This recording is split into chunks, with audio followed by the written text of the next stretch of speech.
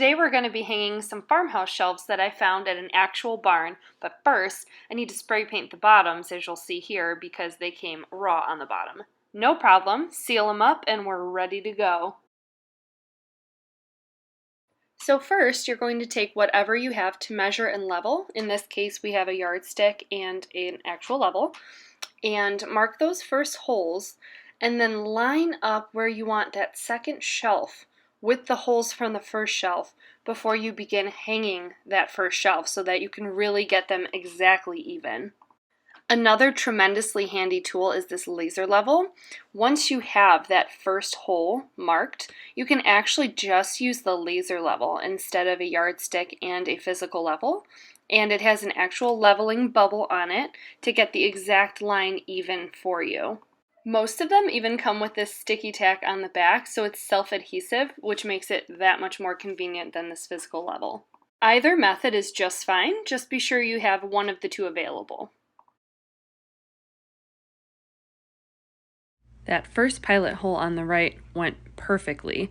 However, the second one on the left, Kevin realized when we measured, we pegged it just to the right of the stud instead of into the stud.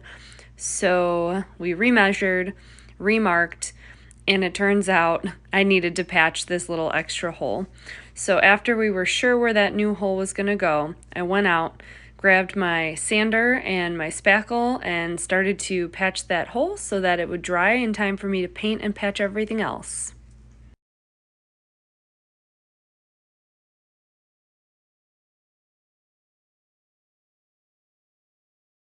Once that first shelf was up, I grabbed an object to use as a good height representation to make sure that the hole that we marked out before this shelf was hung is still accurate. I adjusted it just a bit and we got to work.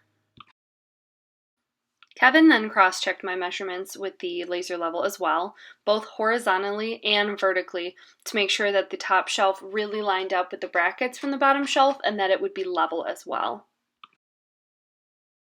Pro tip, if you decide to use your own screw and anchor kit and the colors don't match your brackets, you can easily color the tops of the heads with a permanent marker like I did, or you can actually use black paint.